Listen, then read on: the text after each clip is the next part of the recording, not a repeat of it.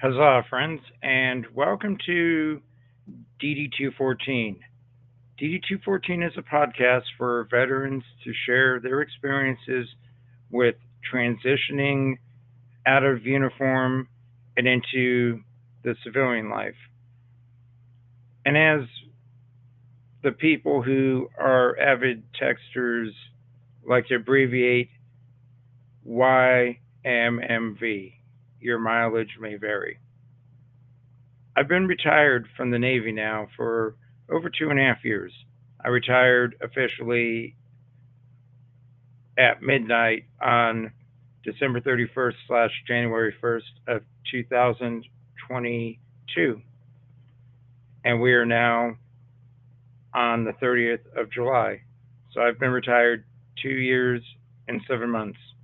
And in that time, I've gone through several different jobs. I immediately walked into a good paying Navy contract job at a major number fleet command, and it was great for about the first year. There were some leadership changes. There was one guy who knew me from my ranting and raving on a social media platform, PHP forum called Sailor Bob. And as soon as he showed up, he started looking for ways to fire me, so I just stopped going to work. Then the company called me, said, hey, we should part ways. I technically resigned, and and that was great. It was a bit of a weight off my shoulder. I did burn some memorabilia from that particular command in my fire pit that night, and may have gotten a little intoxicated at not doing all that, but it was a bit of a party, kind of a mix of a pity party or whatnot. At the same time, and for that same duration, I had a part time job with a small firm up in DC. They were counting on landing a major contract. When that didn't pan out, I was the least qualified. I was working with people who were way above my league. And by that I mean professional engineers, lawyers, the whole like. I have none of those qualifications on paper. What I do have is a good ability to write. And I wrote some awesome products. And in fact, if you were to go to that website, ftidc.com, and you go to their news click, you'll find some of my blog entries. I wrote exactly two, and it was about uh, the future of artificial intelligence and some other things like that. And I was working with things that I enjoyed working with from my Navy background with combat systems and my knowledge of radio frequencies and things like that. And it was fascinating because I was learning the policy aspects on how the FCC regulates and how there's a friction between the Department of Defense wanting to reserve entire chunks of frequency that they don't really need to necessarily all the time. And you can just go on YouTube and you can look at any FCC hearing. It was really fascinating. I really enjoyed it, and I was writing things about space. And I'm a little bit of a space junkie, not quite like the vintage space, but I probably know almost as much as she does. And by her, I mean Amy Shira Titel. She's a Canadian space junkie who runs a YouTube channel called The Vintage Space. She took a break because she had some issues with publishing her book about um, Jackie Cochran and, Molly Cobb, who were the Cobb was one of the unofficial Mercury 13. Took 13 female pilots, ran them through all the exact same tests that they ran the seven Mercury astronauts through. They all passed with flying colors, and yet it wasn't until 1982 that we sent Dr. Sally Ride into space. Russians beat us by 20 years when they sent Valentina Tereshkova um, up on her Vostok mission. So some things about that, but apparently the book being published got caught in the backlash from this wokeism. I mean, celebrate women who are pioneering and pushing the envelope themselves. And those batteries of tests were no joke. Getting spun around in a centrifuge up to 10, 11, 13 Gs. Come on. Even Heinlein, years before that, in 1955, when he wrote Starship Troopers, one of his premises was that the majority of the pilots of the spacecraft were women because women have a higher tolerance for pain than men do. Wendy could slice her finger off and go, "Hey, just take me to the hospital." I sliced my finger off. I'm cursing every deity that has ever been invented or ever been devised, thought of. I'll be cursing Krishna, Brahma, God, Jesus, Allah, um, the Mayan gods, Jupiter. I'll, I'll be in pain, doubled over. I can't move. I'm in so much pain. That's and there's some scientific truth to that. So, I mean, after all, women gotta. You think, as a dude, if I have one of those bad, I've been constipated for 2 weeks and finally passed that turd, and I feel like my rectum is just getting ripped, and then I got hemorrhoids for the next several weeks. That sucks. Imagine passing an entire baby through a similar size opening. So anyway, I digress on that. So where was I? I was talking about that. So I did the contract job. I did the space thing. I really enjoyed. I had papers I wrote that were being sent to NASA, to the National Telecommunications Information Agency, which is the president's version of the FCC. So the FCC runs independently of the White House, but the NTIA is the advisor to the president on the things that are going on with the FCC. If you figured out how that works, pretty simple, right? Um, Privy to a lot of congressional hearings, a lot of great information. So then I lost that about a month later. Now I have suggestions. The guy who knew me from Sailor Bob, I want to believe I was laid off as a business decision. However, I highly suspect that guy was such a jerk that he looked at my LinkedIn profile, called my company, made up some stuff, and got me fired. That's what I really think happened. And it's taken me almost an entire year to finally get over it. I tell people I was laid off. I don't know if I don't know if I had some jerk who just hates my guts try to sabotage my career. I blocked him. I don't know if he's looking at my LinkedIn profile under different things. But since then, I've tried a few other things. So I worked as a contractor for a company called Icon.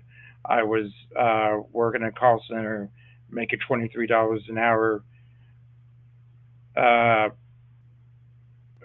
basically working for Bank of America Merrill Lynch, handling 401ks. I lasted there for about 3 months, and then I quit. And the reason why I quit that job, often, most of the time, I was getting phone calls from people who were having the worst days of their lives. Hey, I've got a 401k. Can I take another loan out so I can pay my rent and not get evicted and become homeless? And sometimes they didn't have any loans under the particular rules of the company. Some companies would allow you to take up to four loans. Some companies would let you take one. Some would let you take two. And then and then you get payroll deducted to pay back into your 401k. So I was handling that, and far too many times I had to tell them, "You're already maxed out. I can't do anything for you, or you don't have enough remaining in your account for your company's rules to actually allow you to take a loan." And every company is different. Basically, what happens when a major bank um, that provides retirement accounts and services them, they go to a corporation with a huge menu of things, and they pick and choose the terms and conditions, the contracts written up.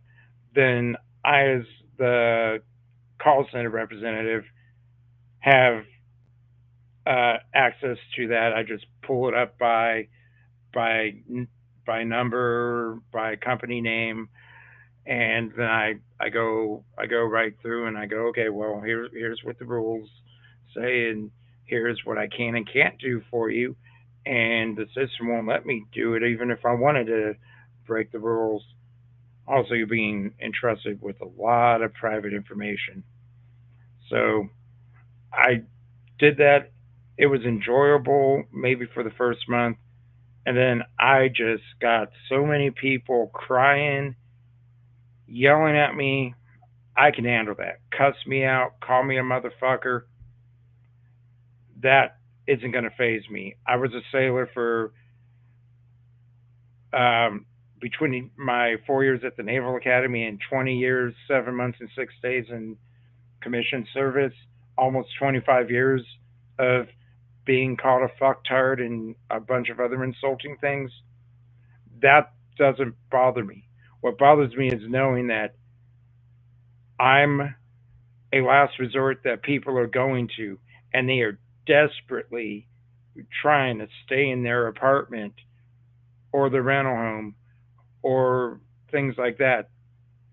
And because I spent all those years as a military officer and all about caring about my people and always trying to find a way to yes, and then being in a position where it's binary, I can either the answer is either yes or no, and if it's no, there's no way to get to yes. It broke me, so I put in my 2 week notice after my third month on the job. I just said I can't do this. This is not for me. I care too much about people. I have too much compassion. I'm a military guy. So then I rolled into a couple of freelancing gigs, and that went all right. But they paid me in crypto, and my crypto pay is in a thing called AirTM, which apparently won't deposit money into American banking accounts. So I've got some cryptocurrency sitting there that's mine that I should have, but I have no way of accessing it. So basically, I did 2 months of work and I got paid jack shit. So I'm still technically on the platform. If they give me work to do, I'll do it. And I have since changed my profile so it would pay to my PayPal account where I could actually get my goddamn money. So kind of waiting there. Then I have a couple of job interviews. One was a remote writing job. I, you know, dress up in the suit, sit in this chair, do a great interview. Never heard back from them. Another company offered to hire me for being a an office manager at um, at a new subdevelopment that's being built. I mean, ultimately, that job would last maybe 2 or 3 years. It wasn't gonna. It was gonna pay me about $20 an hour, and all I was gonna be doing is being Milton or maybe even um, Ron Livingston, or Gibbons, in office space, having probably 8 bosses telling me, um, probably getting 8 different people telling me at 8 different times of the day how I gooned up some paperwork or something. I didn't get that TPS report in. So I declined that. They wanted to hire me. I declined it. So then finally, I had an opportunity, and this went back. I've got a good Navy friend. She's still on active duty, full bird captain, does um, life and health insurance on the side. So I went to an interview. The position I applied for was benefits coordinator. I thought, great, I'm a veteran. Maybe this is going to be something where I'm helping people get their benefits and maybe processing, maybe underwriting policy. I went to the interview. Three other people did. I got hired on the spot. I was the first one to show up. I had a great interview. Um, the interview process was in two parts: personal interview, sit down, get the brief, and then go back for the final interview. Well, this other guy showed up, and I don't know what his background was, but he had some significant mental damage. He had scars on his face, and his ability to talk coherently was definitely compromised. And then add on that, I'm in the interview. He shows up and interrupts the interview the first time, gets his questionnaire to fill out. Then he's got problems filling out the questionnaire. So he interrupted me about three more times during my interview. I'm going, there's no way this dude's getting a job. You're not going to put a guy in a position when the guy doesn't even understand tact. Uh, and then, nice, nice lady, substitute teacher, furloughed for the summer, looking for a part-time job. Well, when you're getting into insurance, you don't go into it as a part-time job. Even I know the rules. I knew that going in. So we sat through the interview. They both got told, "Hey, I'll give you a call no later than 6 tonight. Let you know what the results are." And he said, "Hey, you stick around." So I stuck around. And went, well. Usually, when I'm told to stick around, it's because I'm about to get a tongue lashing.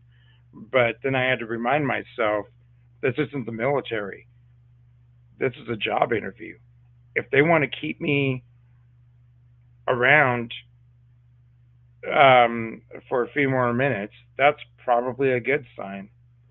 And when I got home, first thing Wendy told me was, I was tracking your position. We share each other's position on our iPhones, right? That's what good husbands and wives do. That way she knows I'm not off philandering. I know she's not off philandering. She doesn't know I'm just running to the liquor store when I tell her I'm going to Home Depot. Things like that. I come home, I walk in with a big shitty grin on my face, and she goes, "That went well, didn't it? You were there a long time." I said, "Yep, hired on the spot." So start going in training. Go through training for a couple of weeks, then start going into the field, as they call it. And by that, basically, what it entailed. And I'm not naming any specific companies because I signed some NDAs in there somewhere. There's a lot of insurance companies out there, and I have two friends from church who sell insurance, and they know, and one owns his own agency, and so they know. So it's you're spending at least one day a week validating leads. You're getting leads from different sources, and there's different companies out there that provide leads. So you get leads, you go, all right, this is the name of the business, this is the address they're at, this is their phone number, you call, you verify, but you got to ask them specific questions to verify, like, is your boss still Bob? And sometimes people have gotten too many of those calls, they just hang up the phone, or they go, what is this in reference to? Oh, I'm just updating public records. Hang up. So I started finding creative ways to get around it. One thing I learned is any kind of medical clinic, veterinary, plastic surgery,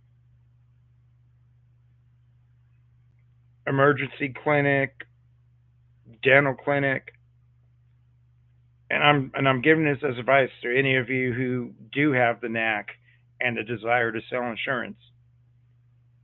When you make that phone call, always ask them if they are part of a network or if they're independent. If they're independent, good, go over. If they are part of a network, in particular with the dental networks, they all seem to be headquartered up in Illinois for some reason. And and and at that point, you're wasting your time going in there because the office manager, the the boss, the lead dentist, they can't make those decisions because they're part of a larger network. So those are little things I learned to ask. But then where I started realizing I was going down the wrong path, and I ran this through with Wendy. I sat down, I pulled out all my materials. I went through the presentation with her. I went through all the scripts with her, and then we started talking about the phone calls. And I said, well, I got a little bit creative. When it's a restaurant, I or a hotel that's independently owned, I go, hey, buddy, I'm gonna be in here next week. Um, gonna stop by. I've already looked up their menus and everything. I'm looking forward to those tri beef hamburgers and those burnt ends that you make. And is Mark uh, still the owner of your company? And you say yes or no. But when they say yes, okay, now I'm getting that information on potentially false pretenses. Although sometimes I actually did go in to eat and then see if the owner comes up to ask me how my food's going, if it's, good independently owned barbecue joint. We've got a lot of that down here in the South.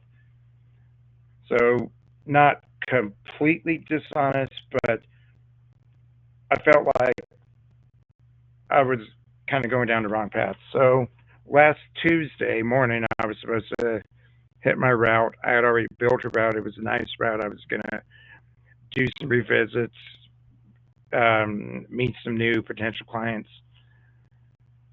continue to make friendships, which was actually kind of fun. And I'm a complete introvert, but getting out there and meeting people sometimes and having a good conversation is pretty fun. I mean, I'll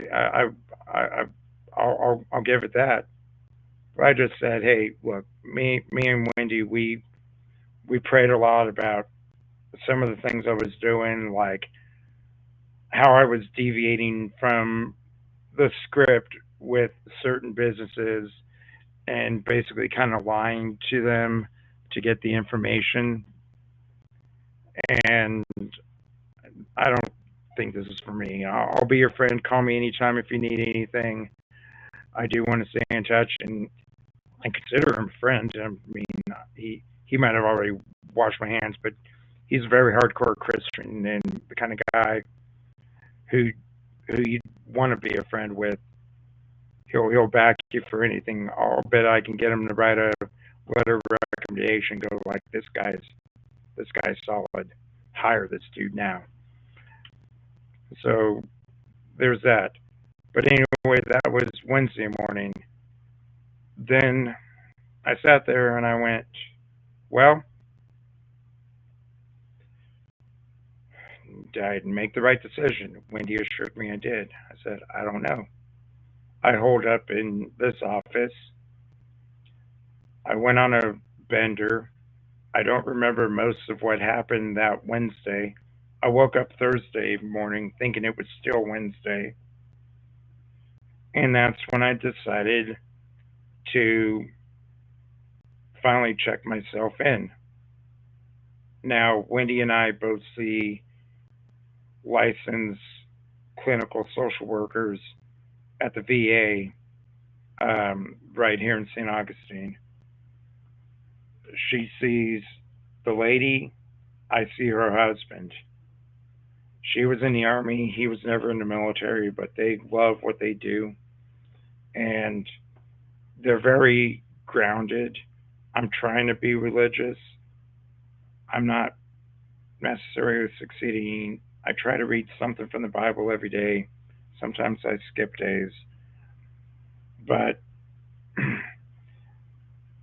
but we are, you know, between the two um, licensed clinical social workers and Wendy and I think we got some grounding here in our Christian faith.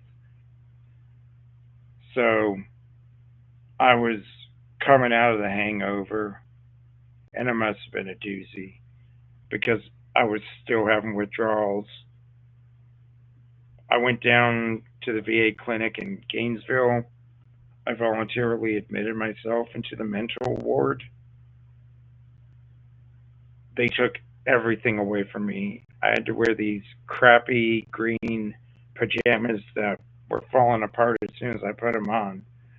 They got me some donation clothing, which included a pair of jeans that were entirely too short.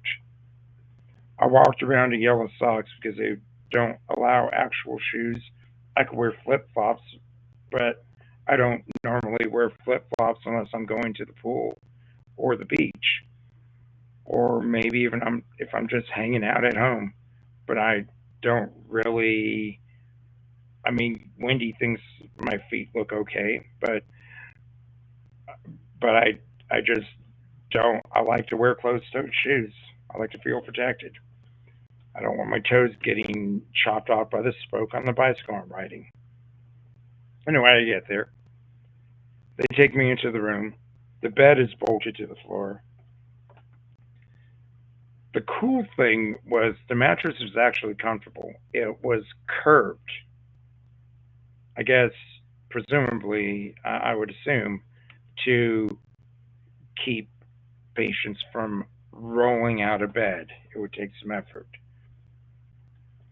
The mattress was thin, but it was comfortable. It was, like being on a Navy ship. It was kind of like being in a hammock, actually, quite comfortable. Then they took my medications, which I keep in a 7-day pill box for me, and sent that back with Wendy. I they already know what I'm taking, so they'd come by, administer that, but they were also administering Valium, and I had never taken Valium before. It put me the hell out, and I'm a little bit angry that I missed the stat call that involved bags of Cheez Its because anyone who knows me knows I love my cheese. So Thursday night goes okay. I sleep. I'm sweating it out. I guess the older you get, the longer the hangover effects last. So I was sweating, shivering, going through all that. They're coming in every 15 to 30 minutes, giving me more crap. I don't even know what they're giving me. I know some of it was Valium, and um, I'm just there. I'm just trying to fall asleep. I'm just trying to get a good night's rest. So then Friday comes along, and so okay, Friday. I start walking around. They got a patio, but they keep the patio locked most of the time. They only open it when they have somebody who can supervise because it actually has a screen, and I guess even though that screen is solid steel screening, I mean, you would have to probably be running 50 miles an hour to even break that thing because we're up on the fifth floor. to run out if you're trying to, do what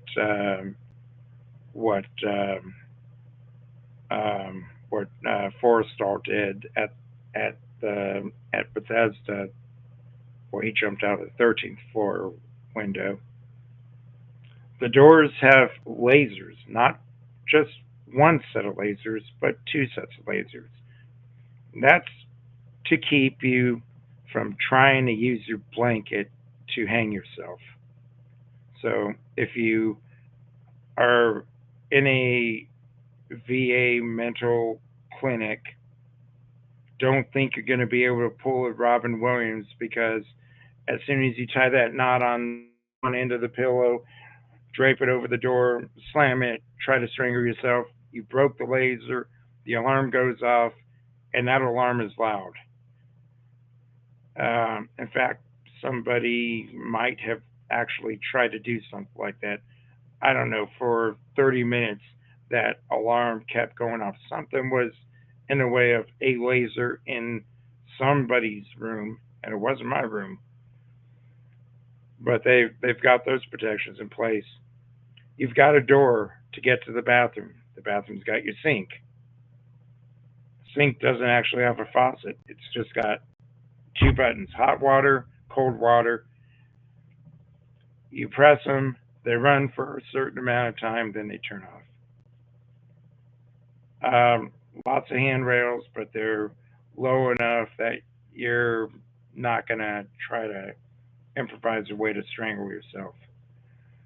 The bath or the shower, I didn't bother using it. I didn't bring flip flops, and I I've had athlete's foot bad enough many times using Navy showers, even with my flip flops on, that I'm I wasn't going to do that. I just kind of washed my face. I knew I was only going to be there a few days, so it didn't matter. I wasn't doing any physical labor.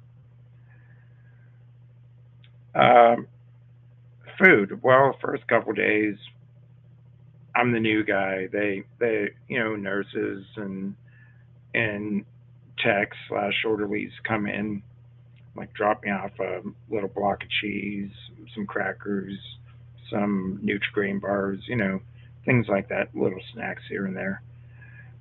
They're getting me used to it. I've got doctors coming in, I got psychiatrists coming in, got a chaplain come in, but turned out I was a degree of separation away from their other chaplain, so now he was awesome. And I know him now through a friend who's a retired Navy chaplain. This guy's a retired Navy chaplain, and we spent almost 2 hours telling these stories. Best conversation of the whole thing. As for the rest of the time, I'd go at meal time to eat. The food sucked. It's hospital food. Wasn't any worse than any other hospital food. Only thing was I didn't get a damn cup of Jello. And aren't isn't Jello kind of a staple of hospital cuisine? Had a couple of ones that were okay. I mean, got these little chef salad things.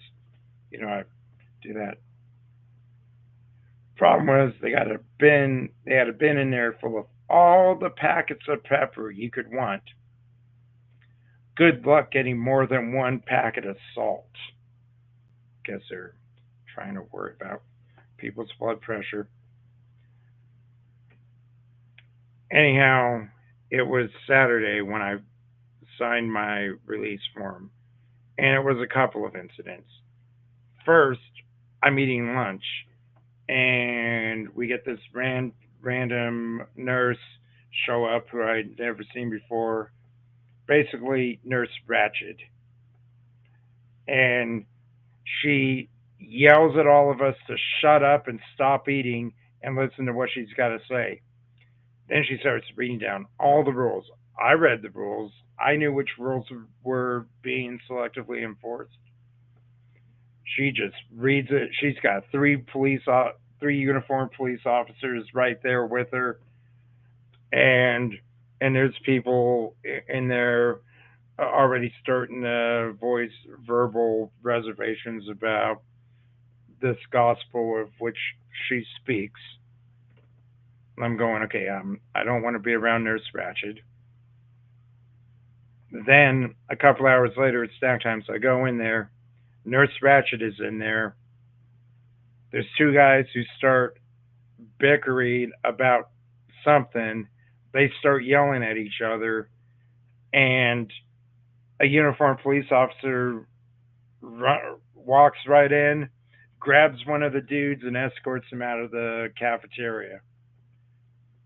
And I went, okay, I'm a guy who has depression, anxiety. When I'm off my meds, I self medicate. I'm I'm a retired officer. I've never been in a situation like this. I went right to the front desk. Hey, I want out. This is not for me. In the meantime, I passed the time. I found a bunch of National Geographic magazines from 1979, year I was born, 1980, and I'm reading these things, and it's fascinating because they're making all these predictions of the future, and I'm going, well, 40 years later, it's not. We are completely gooned up. Uh, an advertisement about, oh, we spent $10 billion rebuilding our railway infrastructure at Union Pacific, and I'm going, dude, trains are derailing like pretty much every other day. So maybe it was state of the art in 1980, maybe even into 1990, and then you started cutting costs by getting rid of the caboose, putting that little box on there, going to minimum manning, and how is that working? How did it work in in not Lebanon? Um, no, that little town, Ohio, that everybody mispronounces, where that train went off the rails and dumped all that toxic crap, and they're probably still dealing with it. And people are going to get cancer, and kids are going to die young. Watch a civil action about those factories in Woburn, Mass. Not It's not Woburn, it's Woburn. Trust me, I've lived in Massachusetts. The names of the cities are not pronounced as they are spelt. Just saying. So anyway, I do that. I pass the time reading. I'm halfway through a Clive Cussler novel, which I believe was the last one he wrote. This thing about the Titanic, but I didn't get to the part that actually had to do anything with. They were finding some rare mineral called Byzanium, which I think was pretty much a ripoff from uh, the Marvel comic universe with vibranium, right? Very rare substance.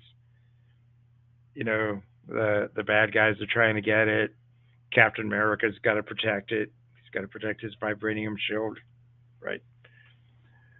So yeah, basically what I did was I voluntarily committed myself to a few days of incarceration, and I don't think it's quite for me. I need to do outpatient. I need to see a psych. I can handle myself. I I could be trusted to not do anything reckless, like jump off the top of the Willis Tower or whatever. So that's kind of where I went. Why is this all relevant to the DD 214? This is something that you, as a viewer, as a listener, may come across. It may happen right after you leave the military. It may happen several years after you leave the military. You're trying to find a whole new thing. None of the jobs I've had since retiring have given me that camaraderie, that purpose, that goal, knowing I'm going to get paid, that my family's going to be taken care of no matter what. And the culture. It's I live in a Navy town, and whenever I find a Navy vet to talk with, we can easily get carried away, and before you know it, 3 or 4 hours have passed because we're telling so many sea stories.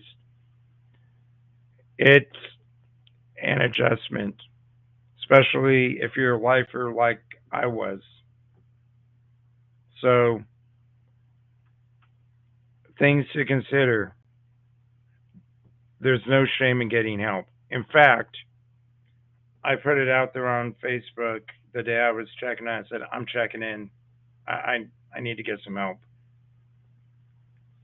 That's when you find out who your true friends are.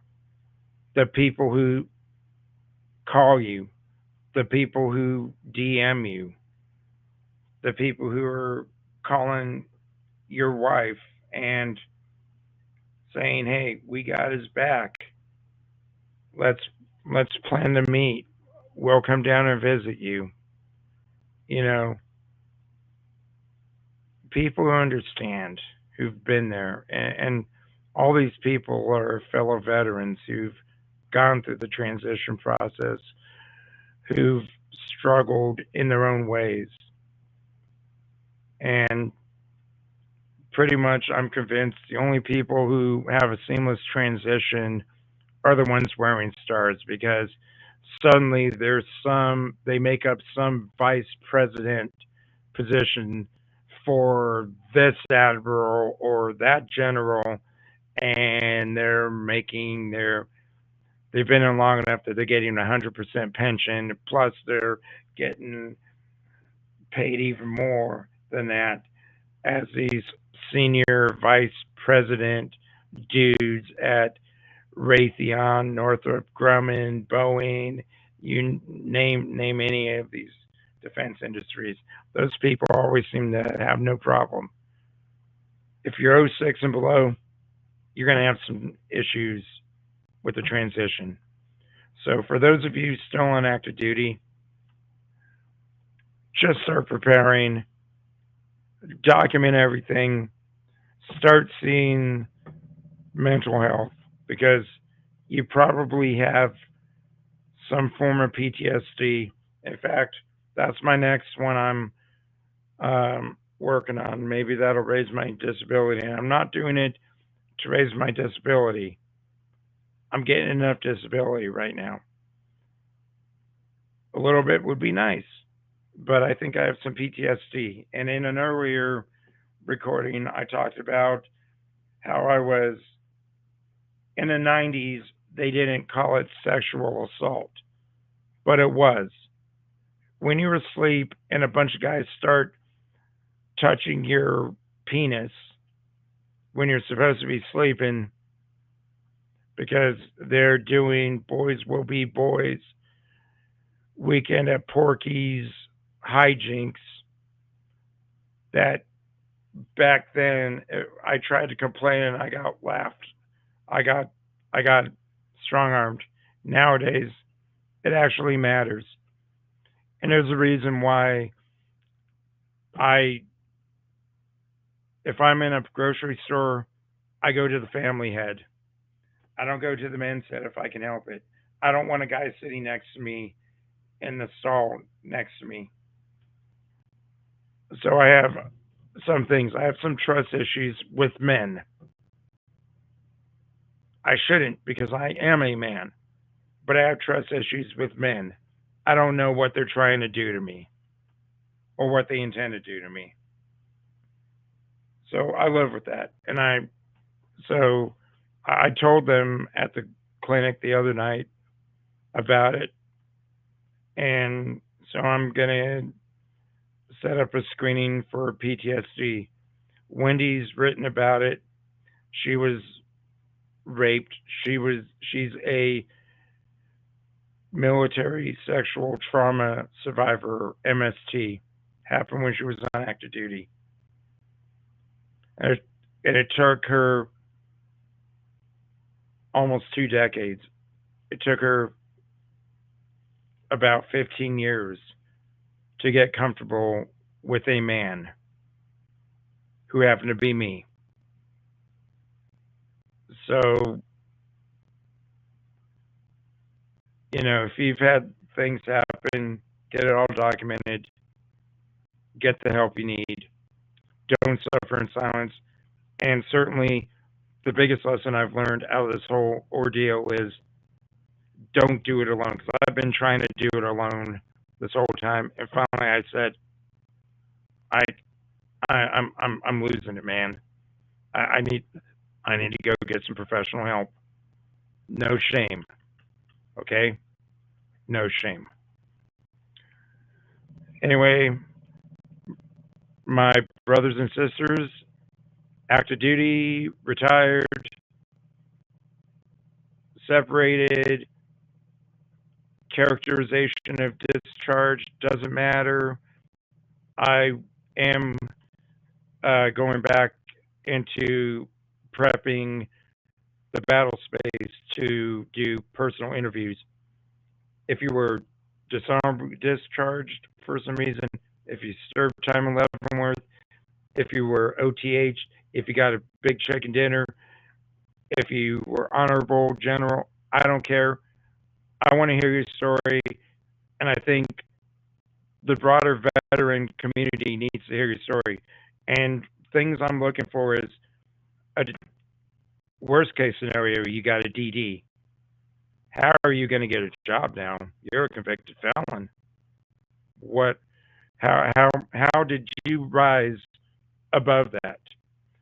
Like in A Few Good Men, the two guys who killed Santiago, they got DDs, even though they were illegally ordered to kill Santiago. How do they rise? What jobs do they get? Do you go back to your hometown? Do you know people do you have relatives who own a business who are going to give you a chance? How do you make it work? How do you avoid living on the streets? If you're living on the streets, by all means, contact me. My email is EACOOP01 at gmail.com. In your email subject, write DD214 hyphen your name. Then in the body of the email, tell me a brief description. It could be a long description. I got all the time in the world to read. I'm on a sabbatical since I quit my last job last week. I got time to read. I got time to respond. I got time to build a relationship. And I sincerely want to get you on camera with me, and let's start talking about the challenges that we veterans face. So until next time, God bless, and always be proud to be a veteran. Huzzah.